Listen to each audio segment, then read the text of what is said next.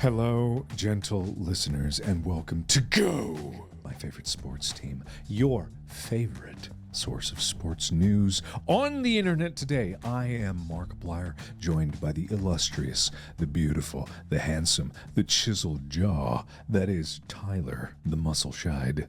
Did you know my dad gave me a nickname as a kid, Muscles? Was it really? Yeah, that's actually a thing. So when you said that, I was so startled. Tyler Muscles Shide. No, he'd just say, "Here, come here, Muscles. I need you for helping me with this." I'll call you Muscles if you want me to call you Muscles. No. I'll get thrown through a loop because there's only like so many people that call me that. So it's like if I hear that from you, I'll be like, "Where am I?" It's just complete dissociation. I'll go back in time. I'm a child again. Yeah. So long ago. All right, but we have another healthy dose of sports information for you today. I've got no information for you today, but No. Tyler does. You definitely know some stuff about this topic. Okay. Because you yourself do a lot of stuff for social good, for helping charities or helping people in need in the various ways you can. You don't know that. What if I do more harm in the private eye of my own eye? I'm around you and have known you long enough. I highly doubt that. What if I'm horrendously evil? And it's all a front. You can't trust anybody is the moral of the story here, and especially not me. Or can you? You're playing with my emotions. Anyway, how's your day today? You know, you've been busy. You've been doing a lot of stuff. I mean, busy. I did a podcast with Sonia.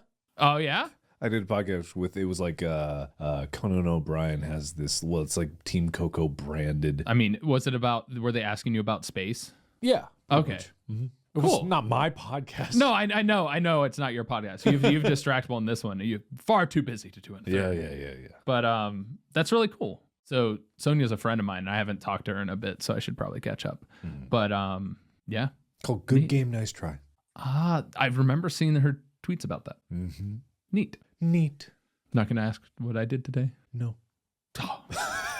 All right, What did you do today? What did you do? Well, I woke up, was on the phone with Will, our wonderful editor, getting the next episode fine-tuned. All right, good. Which is really cool because that is my reaction to seeing the In Space Part 2 trailer. Cool, good. Which at this point, when this one comes out, is Part 2 will have been out for probably a bit, but it was really awesome to be able to see that and the stand-in that was there instead of all the diverse bodies. I know, right? It was so great. Yeah, that was good. But today I woke up, did that, and then had a contractor come over who's fixing some stuff. And I was not told about this. So it made for some weird scheduling shifts. But yeah, nothing like waking up in the morning to somebody banging a hammer outside. Mm-hmm. And then being like, "Hey, we're supposed to come here and fix stuff." And I'm like, "Oh, okay." That was my day. Good. Then I came here and was very prepared for all of the sports talk. Yeah. Are you stalling for time or something? What is going on? No, I don't know. We've never done small talk in these episodes. It's the first time I brought it up, man. Yeah, all right. Normally you complain about it. So I was like, I'm going to think ahead of time. Oh, right. I do. Cool. So this is the most awkward intro we've ever done of an episode ever. I'm so uncomfortable. I don't know why. Today we're going to talk about the social good relation between athletes or sports in general when it comes to society. And it goes back to like whether it's even protests or just them, helping a charity. Because a lot of stuff has happened throughout sports history where people have stood up for their beliefs and actually impacted a grand change throughout history. Like it's remarkable because so many people in society pay attention to sports. Mm-hmm. People look up to athletes, look up to them and idolize them. And at the same time, there are people that don't do the right things and do bad things, like cases of domestic violence or cases of drinking and driving or other incidents that have occurred in recent times and past. Murder. True. There's horrendous crimes that have been committed by famous sports people. The most famous of which probably is O.J. Simpson. Yeah. Maybe. Maybe Acquitted. But Who knows? I But mean, then he went back to jail. What did he go back to jail for? I don't remember. Like tax fraud, Probably. something like that. But like even Ray Lewis, who was a linebacker for the Ravens, there was Yeah. an incident with murder. And the most recent one that we can talk about who was convicted, Aaron Hernandez, who was a football player for the New England Patriots when Yeah. Tom Brady was there. Yeah, wow. I mean, it's kind of one of those things where it's just humans, so you sometimes forget that humans can also do horrendous things at any moment, even right now. Yeah. The person sitting across from you could be plotting your own demise, and you'd never know. You'd never even suspect it. I would never. No, not you. There's nobody behind me. Me!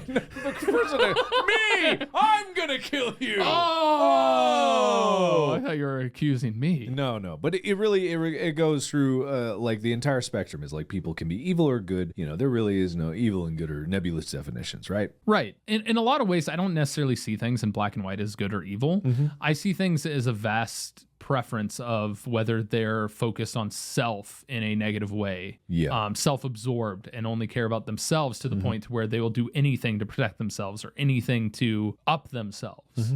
Whether it's using people, beating up people, whatever they want. It's keen. priorities. Yeah. And people have different priorities. But I generally think that most people go through life trying to do what they think is best. Now, whether that is best for them or for their current society or community or whatever, they have different priorities of what that best is. Or, in fact, some people probably think that the best thing for them is to help their community. So in a selfish, selfless way, they're like doing whatever they can. But I do not believe that there are very many people out there that are just plain old evil. Yeah. I know there are, but not as many as people might think. Well, and it's like it's a matter of perspective, right? Yes. So the moral compass is vast and diverse. The moral compass is like the compass from Pirates of the Caribbean. It's just going. I don't know why that takes off, flies away like a helicopter. Pretty much, yeah. Pirates of the Caribbean has just been in my head because of what's going on with Johnny Depp and Amber Heard. Oh my god! I kind of like it's hilarious, but also it's so sad. Well, at the same time, I saw there's a lot of discussion around it, and as a person, like I'll be completely honest, I've suffered through a relationship that was abusive, not physically abusive for me. But I had a physically abusive relationship in the past. Yeah, but it's something that from the male side, we are not looked at as ones that could be in that situation because we're generally bigger, we're generally stronger and stuff like that. And the society view of like believing in like what Amber Heard said is like, there's a audio recording of like go tell the world, see what they believe you. And it's like, but I did like, this is where it's kind of hilarious and sad is because the lawyer asked Johnny Depp of like, you're bigger than Amber, aren't you? Like physically. And then Johnny Depp's like, I wouldn't say that. And then it's like whatever TikTok I was watching showed like pictures of them together, and they're like Amber Heard's always a little taller than Johnny Depp in them. So it's like all these misconstruations. Like it's just like it's not obvious. Anyway, I think we're probably getting off topic. Well, but the point in that moment is just anybody can be a victim of. Yeah. And also, the spectrum of what good and evil is not as concrete as people might think. Correct. But in terms of sports, which is what this podcast is about, yes, there's a lot of social good that can be done. There is. There's one story in particular that really stood out to me, and it comes from the recent Tokyo Olympics. Okay. The Polish javelin thrower, Maria Androjevic, Keep trying. You got this. And Drajovic. Drajovic. Let me see. Let me try to pronounce this. ANDR. Yeah. Okay. It's right there at the top. Polish javelin. Oh, wow. God, that's too many. There's a lot of consonants in a row. That ain't right. Okay. But she auctioned off her silver medal from the Tokyo Olympics for $125,000. Okay. With the goal of using the funds to help an infant receive a life-changing heart surgery. Oh. One person to save one infant's life. And so she discovered a fundraiser basically for this 8-month-old boy who had a serious heart defect and was in need of surgery, but the family was looking to attain financial support because they couldn't afford it themselves. So she immediately, without really giving it a second thought, decided to auction off her silver medal from the javelin competition, which those things are priceless because only so many are made throughout the Olympics, and like you have to earn them. Yeah. And so She had originally missed the Olympics in Rio by 2 centimeters, so she didn't medal, and then suffered from a shoulder injury that year. And she herself was diagnosed with bone cancer in 2018. Oof. Before making a comeback and medaling in Tokyo. So like she made a major comeback. But Zabaka, a Polish supermarket chain, won the auction and paid the $125,000 to the charity, to the family, to be able to afford this, and let her keep her medal. And it's such an inspiring story, because it's like, we talk about people wanting to change the world, right? Yeah.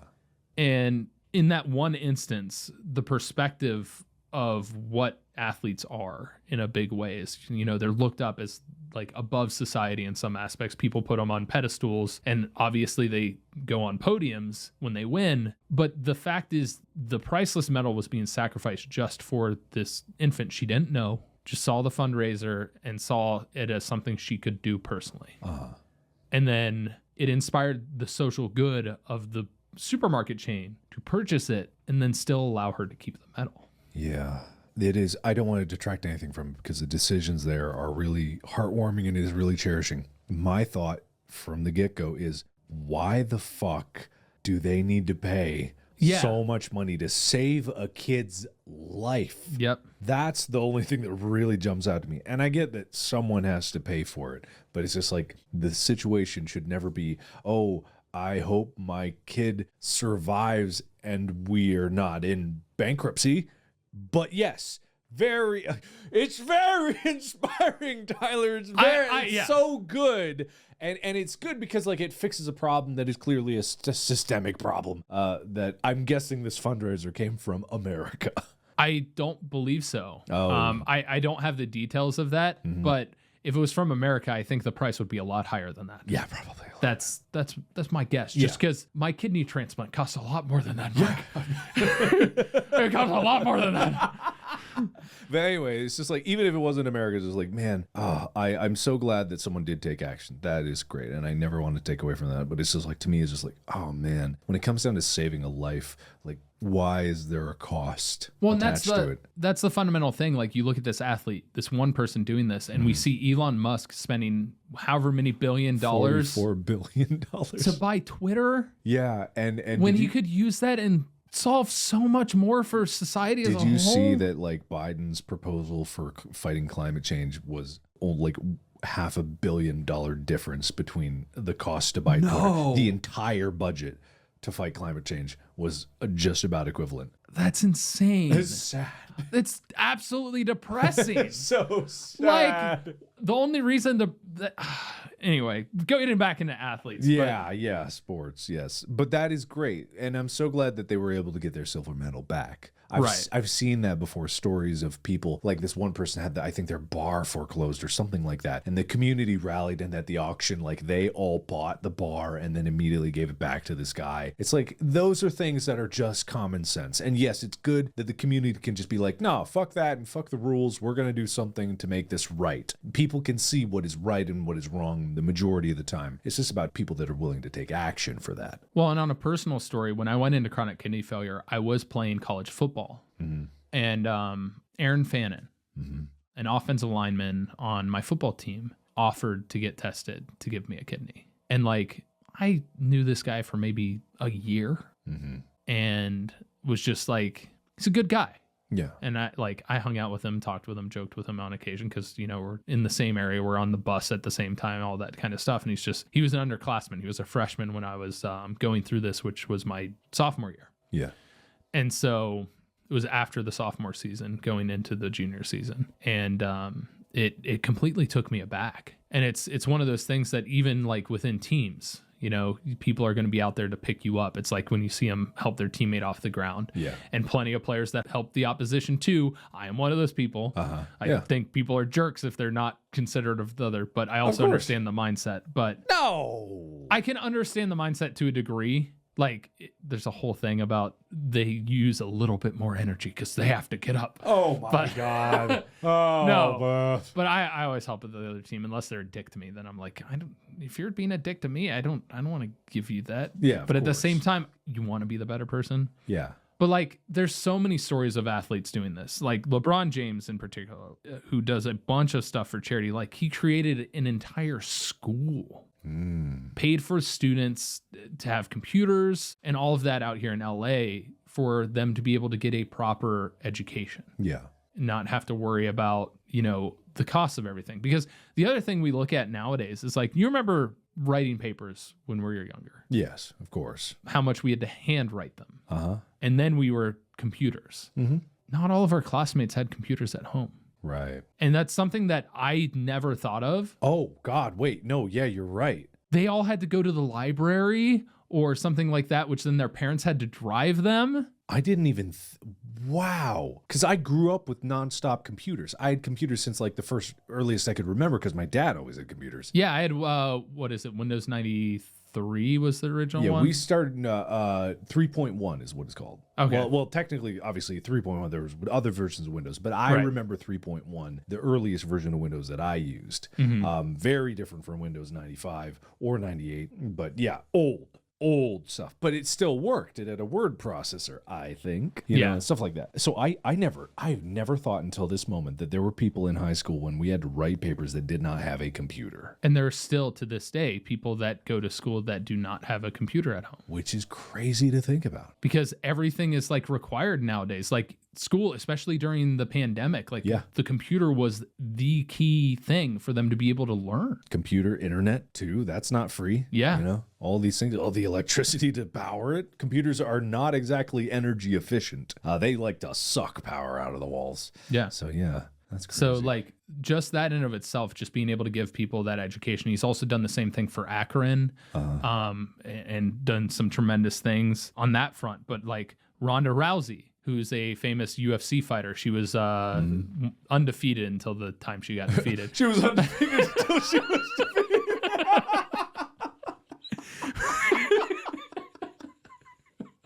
That was a great way to put it. That was a good way. Very polite, Sharon. Thank you. But she created her own foundation that donates money to D.D. Hirsch, a 501c3 that helps work in mental health services. That's cool. And she's also worked in the Free Rice campaign and started like Gromper's judo program. Because Grompers? Gompers? Romper. I added an R. Gompers. I still have as many questions about Gompers as I did Grompers. That's fair. But on that front too is the recognition of giving sports to these lesser societies gives people a way for them to exercise. Yeah. Gives them something to get them away from otherwise nefarious acts or gang violence in particular is a big reason why sports are huge in making them have something else to do so that they're not pulled into a gang where they're forced to do initiations and other stuff, committing violence, theft, all of that. Yeah, the more people you get into sports and the more hope you give them that there is a future in sports, obviously the better it will be for the community as a whole, on top of educational things. It can't just be all sports and no education because then you just get dummies. Correct. I mean, school, this is why I like to say school and sports have a very parallel interest, which is why I like having sports in school. Because like you learn stuff from sports. We talked about this, about the social dynamic of, you can go to school and not talk to anybody. But when you play sports, there's a level of communication that has to happen, especially in team sports, for you to be able to work together. And even if it's not verbal communication, there's body language. You have to understand the plays and be on the same page to where there's a level of kinship that accrues. Yeah. And I think that's a big reason why athletes actually go out of their way to support society is they understand and have seen the diverse population. And a lot of them, especially NFL players and NBA players, sometimes come from really bad neighborhoods. Michael Orr, The Blind Side. Okay. He grew up with a mother who, in the movie, I think this is accurate because they based on true events. Yeah. Who was a drug addict.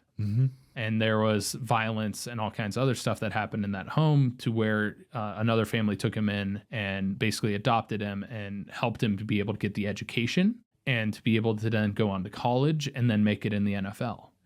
And there's so many of these rag to riches stories in sports that makes me think that that's a lot of the reason why athletes themselves, whether they come from rags to riches or are just a teammate of those that have, understand the need for giving people opportunities. Yeah.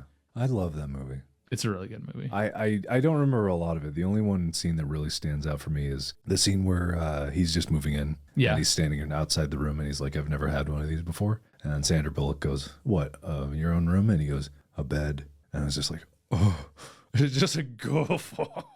Yeah. Yeah, just like the idea, but that is absolutely true. That, like, obviously it's a movie, so some things are a little exaggerated here and there, but I would be willing to believe it's mostly based on true events. And I would be totally willing to believe that there are kids out there with so much potential to be an athlete, to be like a scholar, to be a scientist, engineer, whatever, successful in their life that don't have a bed. That hurts. Yeah. That hurts. That hurts my heart. And that's one story. There's so many others like that. When you were at UC, there was a player on the football team who was homeless. Really? Lived in his car, went to school and went to football practices, slept in his car and everything. I don't remember the athlete's name off the top of my head, but he was like the star receiver. Give him a bag. Yeah. God. Yeah. How did his team not know about that? How did they not pitch in to help? They eventually found out because there's a level of pride too that exists. True. Yeah. You don't, I mean, we've had a conversation about this. Yeah. You don't want to feel like a burden. You make do with what you can because that's how you were raised. That's how you grew up. Yeah. And you also don't want to, be a detriment to something, or you don't want to feel like you're indebted to somebody. Or you're embarrassed. That too. Yeah, you're just embarrassed. Like, I totally get that too, man. But I'm glad they did find out and they did eventually help. Yeah. But it's another perspective thing. I look at my college experience as like a very baseline college experience. I lived in a dorm, and then I lived in a house off campus, whatever. There would be some people that would never have any opportunity to do either of those. Yep. The only reason I was able to live in that house is because Thaxton's parents helped him buy that house. I'm not saying he's like too privileged because like he's not rich or anything, but his parents helped buy that house. We all fixed it up together. The rent was cheap because the mortgage was cheap, and we all split it evenly. And so rent was $250 a month. Can you imagine living in a place for $250? That's insanely low for Cincinnati. I know, and I moved out of that thing because I was too lazy to go get a goddamn job. I know! Look, I was a shithead for a long time. Real dumbass up here. Still am a little bit. But, when it comes down to like, I was fortunate to be in a situation where I could even have that opportunity. And like to live in a dorm and like accrue debt. I was getting myself into incredible debt. But some people never even had any of that in the first place. They don't even have an opportunity to get into debt because no one will give them credit. Yeah. It's just like the opportunities. And I can totally see how sport is like a path. It's a path. The American dream has been kind of withering for a while, but there are still some examples where the American dream of hard work equals a good life shine through. And one of those is sports. Yeah. If only for a very small percentage, but still, it's there. Well, I also want to talk about a thing with me, like you going through hardships, you talk about embarrassed. Yeah. But it also has to do with changing how people view you, or if they give you excuses for stuff and allow you to slack off. Yeah. So I knew about my kidney disease since I was like 2 years old. Yeah. I got diagnosed, knew that was eventually going to happen. As long as I can remember, I knew about it because my parents didn't hide it from me. Yeah. But I didn't tell anybody. Literally, my family knew, and then my physicians knew. But like, I've known you since 4th grade, and I didn't tell you about it until I was in chronic kidney failure. Wade didn't know about it until I was in chronic kidney failure. My friend Jared didn't know about it until I was in chronic kidney failure. Like, only my family knew and only my doctors knew. And the reason for that is because even in high school, like, I was affected by it. I had to take a drug called enalapril, and it helps to elongate for the kidney to last longer. But it also had a side effect of cramps. When I talked about the time that I had cramps in both my calves and my hamstrings during regionals for water polo, very likely due to that drug. But nobody knew I was going through that behind the scenes. I refused to tell anybody because I didn't want anybody giving an excuse for me. Right. I didn't want anybody to feel sorry for me, because when people feel sorry for you, they look at you different. They lower their expectations for you. Yeah, and I mean, everybody wants to be seen as an equal, right? And And so anytime you're put in a place where people will be like, oh, you've had a harder life. Everybody has a hard life. Everybody only knows the life that they're given and the hardships that they're taken from them. And I don't want to be viewed in one way or another to do that. And it was a conversation I had with my mom about numerous times because she was the same way with her lupus. Like so much so that when she met my dad, she upfrontedly said, hey, I want to let you know because this is a thing and it could affect us if we continue dating and stuff like that. I have lupus. And my dad's like, I don't care about that. But it was something she felt she needed to disclose because the thought of making a family together and passing on genes and the impact that's going to have on their life. And so it's one of those things that there's a certain point where you have to tell, but there's also a point to where you don't want to tell because you don't want people to see you differently. Yeah, I totally get that. And so like that was a big thing for me, so that I was so embarrassed going around telling people that I was dying. Essentially, that I was going through kidney failure because I didn't want people to feel obligated to get tested to give me a kidney. Sorry about this, real sorry. No. I'm dying, but no, I get that. I understand that. Because I never wanted to guilt trip anybody into wanting to get tested. I'm being straight up. I never asked anybody to get tested to give me a kidney. Did not ask one person. I did not feel it was my place because out of guilt or whatever else that could be attached to that they'd feel obligated to do it. I accepted people that offered. I argued with my brother when he offered to give me a kidney because I knew what went through because after seeing my aunt do it for my mom. Yeah. But like, it's just one of those things. You don't want people to see you differently. Yeah. So there's a level of that I think exists on that front too. Is like, it's a whole thing. Yeah.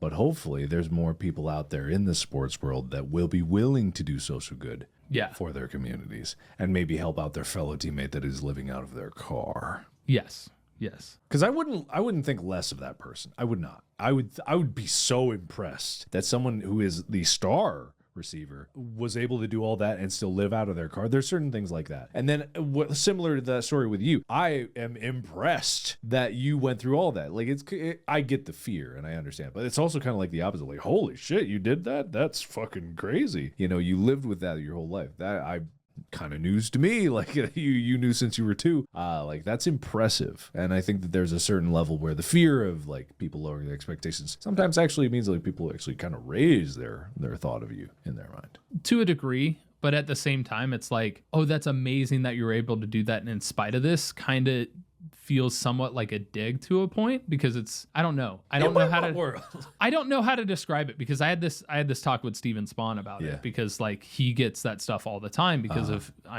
his disability is very obvious. And so it's one of those things, oh, it's so amazing that you've done that despite being disabled. And it's kind of feels disingenuous. It's almost like, honestly, it's just impressive that anybody does this, let alone whether they have a disability or an illness or something along those lines. Like you still want to be seen as that same level. I understand because it's also like the alternative is just like that we're ignoring what's happening, which in certain cases I totally get. But when you're dying of kidney failure and the truth comes out, there's 2 ways to be like response to that. He's like, cool. All right, see ya. Or holy shit, man, you okay? You need a kidney? Like that's the 2 responses. And which one would you prefer? Right. Like you can't control people's responses to anything you give them in life. So you might as well take the best one that could possibly get there. But I do get like it could seem like but it's kind of like an inward thing. Like if only I actually had no of these circumstances, I still would have done it. Like I didn't do it because of my illness. And I understand that. Still impressive. Thanks. But I can't control how you feel from me saying that either. Right. Mm-hmm. So anyway, sports. Sorry. So obviously there's tons of athletes that do social good. Russell Wilson has a Russell Wilson Hospital, spends tons of his free time going and visiting kids in the hospital. And actually has a Why Not You Foundation that supports various children's causes. And he's a national ambassador for the Charles Ray III Diabetes Association. And so he's just done a ton for like various organizations that are just helping people. And it's a lot of times athletes get a lot of money. So it's really easy to just throw money at charities for this and that. But there's a level of like spending your time because you're talking about stuff. You got to be training, you got to be eating right. You got to do so many of these other things that just is something else. And then you're also idolized. And so when that kid sees you, I mean, the Make-A-Wish kids, you know that experience. Yeah, and absolutely. Being able to just spend that time with them is so meaningful to them. Because you can't buy inspiration. I've said this before, I think even on this podcast, like inspiration is so valuable, more valuable than people ever know. And you can donate $1 million to a charity. The difference that it would mean if you actually went and changed someone's life in person and everyone saw that, and either the kid or person that you saved was inspired by it, or all the people saw your example. It's like leading from the front, like the difference between a leader and a boss is like a leader pulls people up. They elevate the people that they're working with or the people that look towards them. They set a new standard. And I think that kind of like goes hand in hand with athletes. They set a standard for what performance is in terms of human performance, and they raise the bar with each generation of athletes coming by. And so when you're in the public eye already, you have this moment, this rare moment, because a lot of athletes, they don't last a long time in the public eye, but you have this rare moment where you are. And it's like, what will you do with your time in the public eye? Will you use it for selfish means, or will you use it for selfless means and help the community around you and people that do look up to you? Do you view it in the same way that I do, that it's like you get to that point and it's almost like your responsibility Absolutely. to do good with it? 100%. Yeah. I believe that. And I'm sure you believe that. Not everyone has to believe that. We're not right for saying that. I believe I'm right for saying that, but objectively from a human experience, like right and wrong, morality is to the individual. But I firmly believe that if you are in the public eye, you are only there because of a social contract where you took time from people to get you elevated to a position. In videos, it's very literal.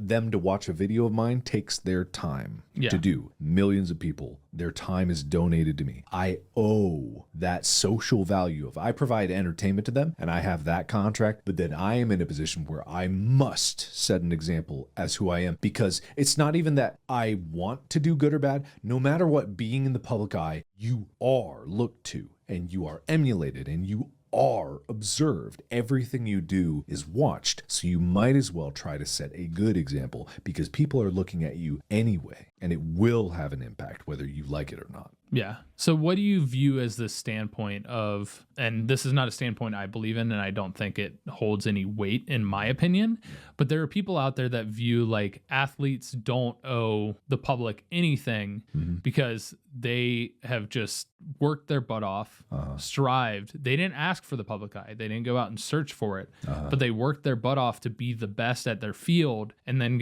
made it to the NFL or to the NBA or WNBA or tennis or soccer or any of the sports, women's volleyball, whatever it is, that they don't owe anybody anything, in the sense that all of a sudden they're thrust into the public eye because the requirements of media and that. I would say, number one, they probably knew what they were getting into with their goal of, let's say, NFL. There is no NFL game that is not televised.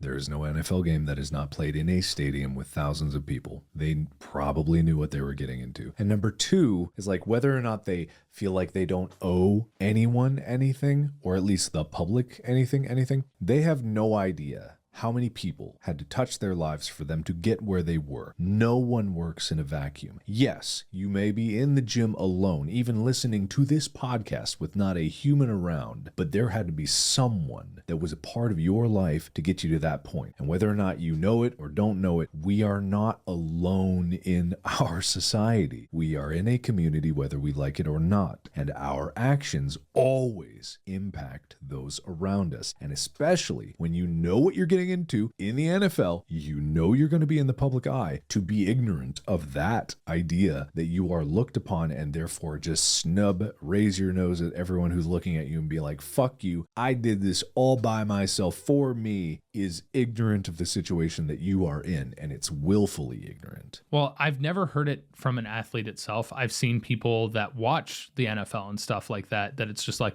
oh, I don't care what they do off the field if they perform for my team. And I'm like, I care what they do off the field, because I understand I want my team to win. But winning isn't everything. Because in the semblance of winning a game, the impact that has. I mean, if you ask me, and I pay attention to sports. Who won the Super Bowl 5 years ago, 4 years ago, 3 years ago? I don't remember. You don't remember? I don't remember. With your master's degree, you do not remember? Because we focus immediately after it's over. We're like, yeah, they won.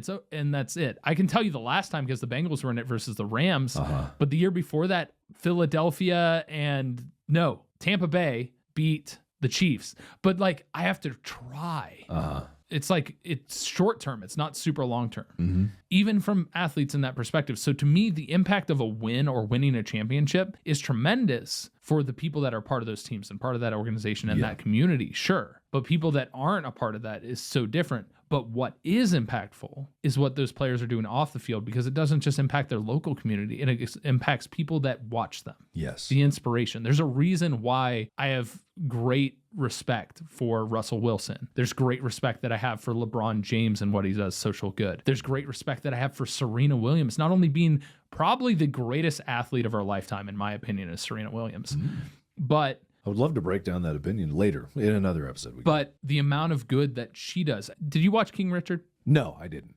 You should watch it. It's a great movie. Okay. But in that of itself, like, they came up dealing with, you know, tennis being a predominantly white sport, Caucasian, dealing with all kinds of remarks, all kinds of detriments of financials, because tennis is not a cheap sport, because tennis is like tennis clubs. Those are expensive. You got to be a member there. Rackets are not cheap and they break. Tennis balls, you usually need a lot of them and they eventually wear down. And clothing and everything around tennis is generally pretty expensive. Same with like hockey. Hockey's an extremely expensive sport. Lacrosse, all of those sports, to the point to where like their rise into stardom and to make it was filled with obstacles, filled with resistance. And once they made it, like both Venus and Serena, then Venus got ill and could not perform as well. And that's her sister. But Serena has given so much to promote education, giving people the opportunities that they otherwise wouldn't have, that much like she didn't have growing up because of what she went through in life and how much her father pushed her towards education. You need to do good in school and you need to do good in that. And she's like, I don't care what the other people are doing. This is what you need to do because I don't want you to live the life that I had. Yeah. Their parents saw them achieving a better life. And so that in and of itself, and the fact that she gives back in a tremendous way, is huge. And like well-spoken about different stuff, has always stood up for injustices towards her, whether it was on the court, off the court, everything along those lines. Yeah. So much to the point to where it's like it impacts beyond the realm of sport, beyond just the fans. It does. And that, I kind of want to reiterate a point that I was making about how it's willfully ignorant to say that you don't know anyone anything. Because I just thought about like that athlete that says that was a kid once who got a dream, was inspired by someone to be in the NFL. The drive to be an NFL player starts way early, super early. What if he's playing in the NFL and he says, anyone that is looking up to me, fuck you, I don't owe you anything. And at home, there's a child who is in a situation where he would have been great. And he looks at that guy saying that shit, the dream dies. Or not even the dream. They pursue that and then basically emulate him, thinking that's how they can do it. And it ends up killing their career because their attitude in the locker room is bad. Yeah. They just like don't owe anyone anything. They don't be a team player. It gives them the wrong idea. Like the seeds of idea that we plant in like the future generations are being planted with every action we have in every day. Yeah. This is what I mean when I say we are not in a vacuum. We influence things. The videos I put out online, the videos you put on, the streams you do, the podcast we're doing right now is rippling into the future in ways that we don't understand. Everything we do is connected. Everything. And so for people who are in the public eye, there is a sense of responsibility. You don't have to be great. You don't have to be a hero. Just don't be an asshole. Don't be bad. That should be the minimum expectation. It's just don't be a burden. Yeah, it's as simple as just looking at somebody and making every effort possible, whether you're having a good day or a bad day, to treat them with respect and kindness. Or hookers and blow in Vegas. Let's punch an old man in the face. Let's throw a chair at a bus. Isn't that what Conor McGregor did? Didn't he throw a chair at a bus? Yeah. Like tried to throw. It was an old man, wasn't it? He was trying to hit an old man or something like. I think that's the story. I don't remember. Why are you so angry all the time? Yeah. Like why? Oh my gosh. Yeah. But on top of that, sports offers a unique opportunity to speak out for major public injustices, major public issues. Are you talking leading up to where I think you're talking about? Yes. Yes. Okay. And so we go into the history of sport, and protest has existed for years and years beyond, since like sports foundation as entertainment and people watching it have been invested, is an opportunity for somebody to showcase and stand up for what they believe is right and what they believe in. Mm-hmm.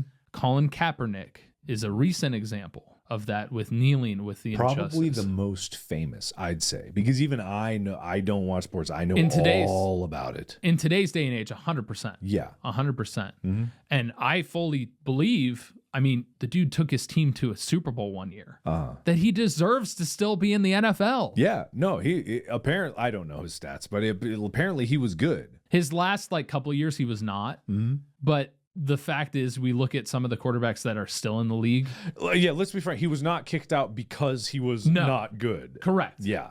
There's debate there that the NFL will say one thing or another. I think ultimately it had to do with people saw him as bringing attention to himself over his team, the public eye, and the outcry of the fans in the NFL, because the fans of the NFL are diverse in their ways, but some of them still believe in some negative things, in my opinion, and I don't support that. But it's the whole thing that's been going on with police brutality and the injustices that are facing the black population, like the injustices that are happening based on how somebody looks or where they're originally from, because the indigenous, the Native Americans are hitting the same thing. We saw it with COVID, with Asian Americans, is ridiculous from police, from society in general. Mm-hmm. And he took an opportunity to take a stand, and by that was taking a knee during the national anthem, which, if you understand, is not disrespectful to the flag. Mm-hmm. Yeah.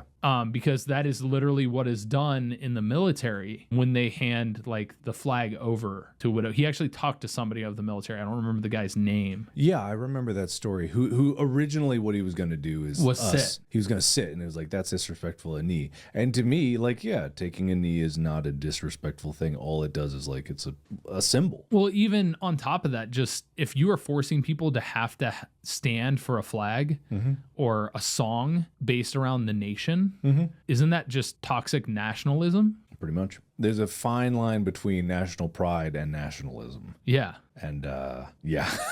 Yeah, because that's literally in other countries that have dealt with dictatorships and stuff like that. That is a huge thing that they do. It's like, you have to do this. You have to respect this. The whole point of the United States is, and the foundational principle is freedom, right? And so in that sense, we have the right to assembly. We have the right to speak out against injustices and protest.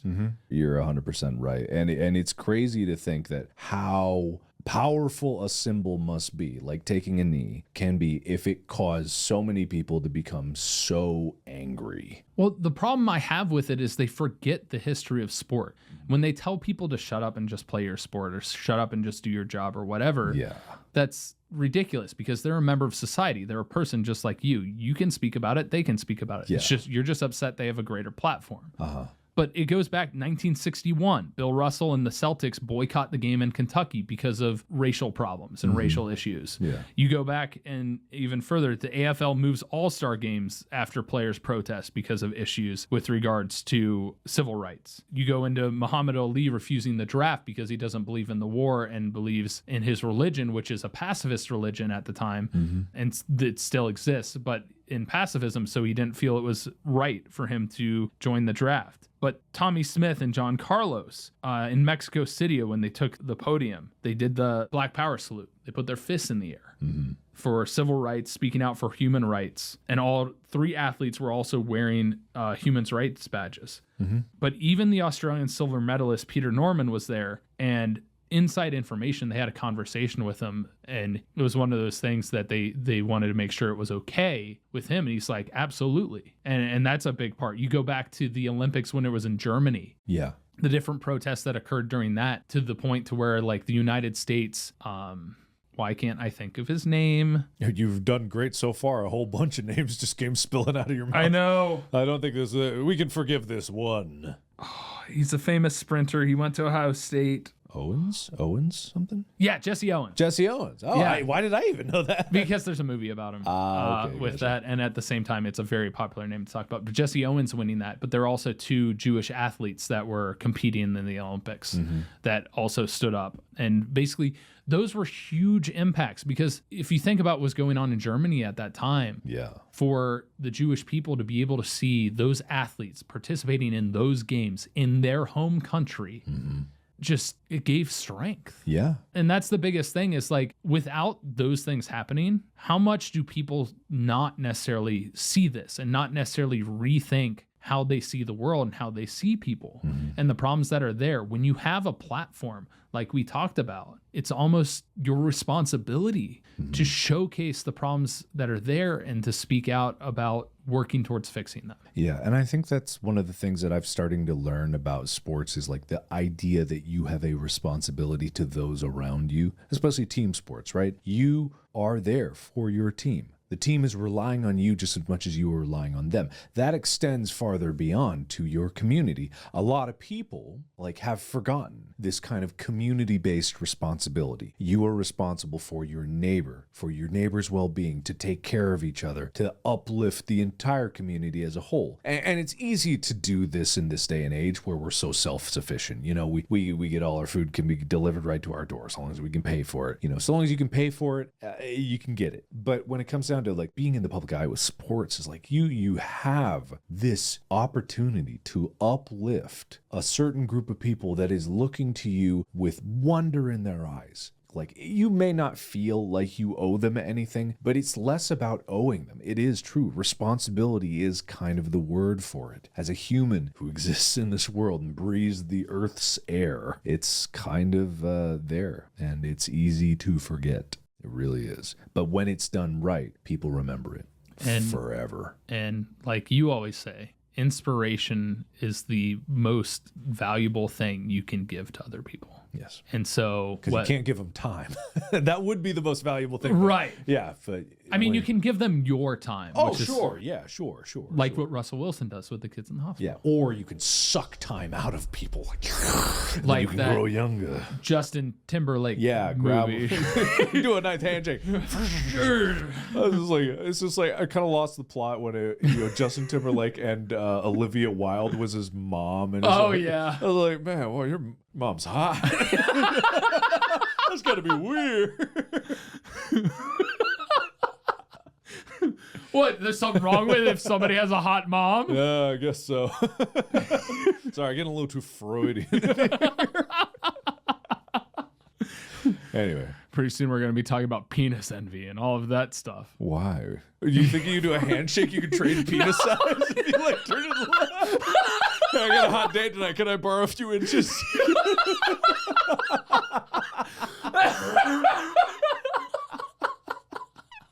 That'd be pretty good. Porn stars would be rich. Yeah. Just need a borrow. That's a measure of wealth, it's just how much you got wrapped around your leg. Man, Elon Musk's would be huge. My God. He's got vaults and vaults. He has to chop it off every once in a while. And it just keeps growing. Leave it in a bank. Anyway, we've officially derailed, which I think means that we're pretty close to the end of this episode. So, but I just want to say thank you, Tyler. This has been an incredibly insightful episode. It's really cool to see how sports, it's not just sports. It doesn't exist in a vacuum. It integrates into society. Humans want sports, yes, but in turn, you have to remember the people playing it are human. They are affecting their communities, and some do incredible good for their communities. Some take incredible risks trying to do good. Even just trying to do good can destroy your career. But sometimes that's the choice that people have to make for doing the right thing. Yeah. So, yeah, this has been incredibly insightful. Thank you. Yeah, this is probably my favorite thing about sports, just because it's inspirational beyond just the human performance aspect.